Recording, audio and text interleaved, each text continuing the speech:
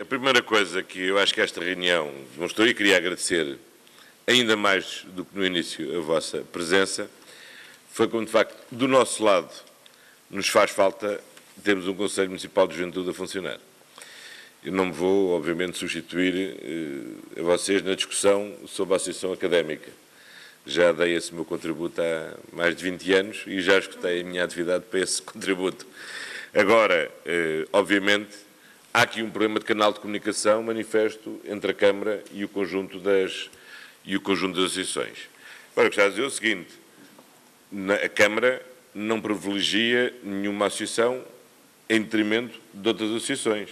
E não somos nós que decidimos quem é que organiza a Semana Académica. Nós apoiamos iniciativas que nos são apresentadas pelas associações que nos apresentam essas iniciativas. E, desse ponto de vista, este ano podemos apoiar, e foi com satisfação que vimos a Semana Académica realizar-se outra vez no Conselho de Lisboa, visto que há vários anos que estava ausente do Conselho de Lisboa. Do nosso lado, cabe-nos resolver os problemas que temos dentro de casa, e já não são poucos. E um deles, manifestamente, e esse é o contributo que podemos dar, Conselho Municipal de Juventude. E o Conselho Municipal de Juventude pode ser não só um canal de diálogo, como também um canal de participação efetiva. Nós, no modelo que temos do orçamento participativo, os conselhos sectoriais são secções sectoriais do Conselho Municipal do Orçamento Participativo.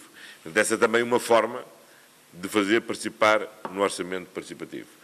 E eu creio que, arrancando com esse Conselho Municipal de Juventude, uma das coisas que nos devemos propor em conjunto fazer para os próximos 4 anos é algo que podíamos designar como uma agenda jovem e que, no fundo, pudesse integrar o conjunto das políticas na área da juventude para o Conselho de Lisboa. Acho que era um bom objetivo que nos devíamos propor.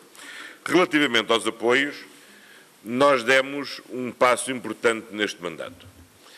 Uma das coisas que fizemos foi aprovar um regulamento para a atribuição dos apoios, para que os apoios deixem de ser discricionários, consoante a vontade do Presidente, do Vereador, a maior ou menor proximidade com as associações, o maior ou menor conhecimento, e termos regras. Fizemos isso para a cedência de espaços, também, ou para a atribuição de casas. E a cedência de espaços é um tipo de apoio que nós podemos também dar, porque, felizmente, o município dispõe de muitos espaços. E são, muitas vezes, boas oportunidades para reabilitar equipamentos ou instalações que existem e que podem e devem ter novos usos. Nessa lógica, a ideia do ninho é uma ideia boa. Chegou, aliás, a ser aprovada na reunião de Câmara, proposta, aliás, creio que da Helena Rosete, a criação de um ninho associativo na zona da Baixa de Lisboa.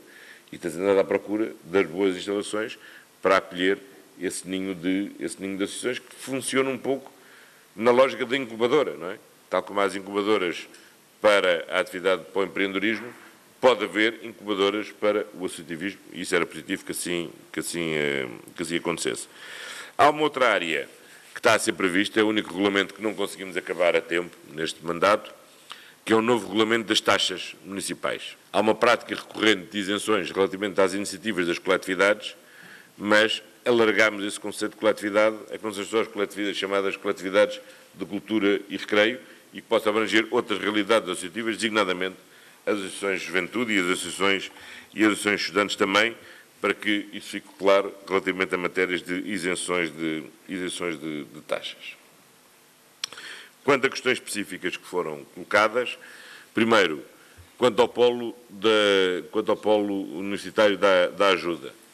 Bom, está concluído, finalmente, a resolução do problema patrimonial que existia entre a Câmara e a Universidade Técnica, que paralisava esse investimento. Esse processo está concluído e, portanto, a Universidade Técnica tem condições para arrancar com o seu programa de residências universitárias, e isso é positivo que assim aconteça.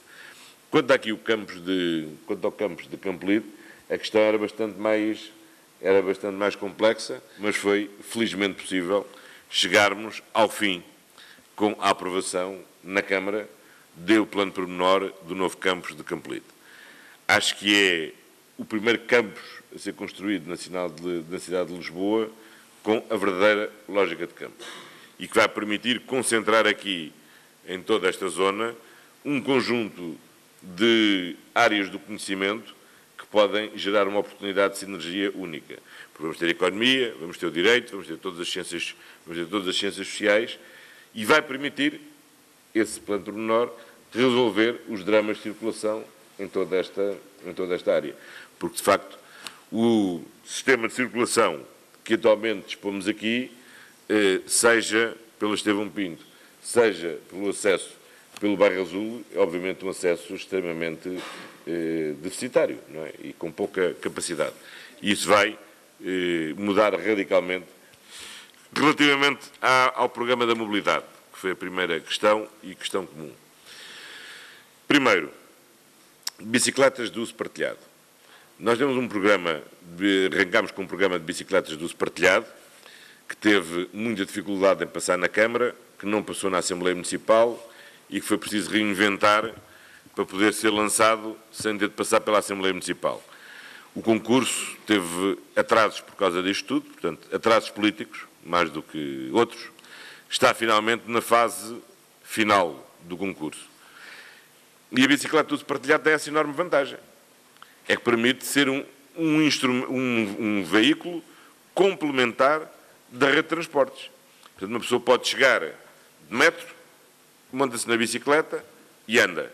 Chega a uma zona que é difícil, entrega a bicicleta e ou vai de metro, ou vai de elétrico, ou vai de autocarro, ou vai de outro meio de transporte qualquer, e isto é portanto, particularmente útil numa cidade como Lisboa.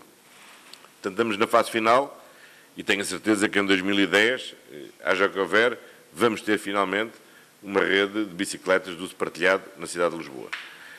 Esta peça das bicicletas de uso partilhado combina-se com uma outra peça fundamental, que é a rede das vias cicláveis. E a rede de vias cicláveis que foi desenhada, que tem uma extensão de 40 km, 27 dos quais estão praticamente concluídos, uma das preocupações que houve foi ligar precisamente as diferentes zonas universitárias. Nós temos o polo da ajuda ligado às vias cicláveis de Monsanto, que ligam, por um lado, às vias cicláveis da zona de Benfica e que ligam, portanto, vêm de Monsanto, chegam à zona de Fonte Nova, entram pela Quinta da Granja, que é uma obra que está a ser concluída, sobem pela Avenida do Colégio Militar, entram em Telheiras e atravessam Telheiras pela Fernando da Mora e vão ligar à pista que já existe no Campo Grande e, portanto, liga à cidade universitária. Vai-se desenvolver, a partir daí, pelo interior de Alvalade, até precisamente ao Instituto Superior Técnico, à zona do técnico, e o arranjo que o metro vai fazer de superfície de toda a Duque d'Ávila vai permitir uma transformação radical da Duque d'Ávila que nós conhecemos. Visto que a Duque d'Ávila vai deixar de ter dois sentidos, vai passar uma via, vai passar a ser só vai ter um único sentido, e as faixas de circulação que acolhiam o sentido contrário vão ser pedonalizadas e com a criação de uma via ciclável em todo o eixo central, junto àquela zona arborizada, o que permitirá ligar o Instituto Superior Técnico por via ciclável, atravessando todo este eixo central da cidade, até aqui, precisamente, até à zona do Bairro Azul, ligando depois à via ciclável do Corredor de Monsanto, que são estas obras que estão, aliás, aqui, neste momento, a acontecer e que veremos quando sairmos aqui deste edifício da reitoria, do lado direito, é o troço final do Corredor Verde, que vai ligar o Parque Eduardo VII a Monsanto, à via da Radial Benfica, e a via da Radial Benfica, por sua vez, é essa do Fonte Nova e por aí fora. Portanto, é um circuito completo.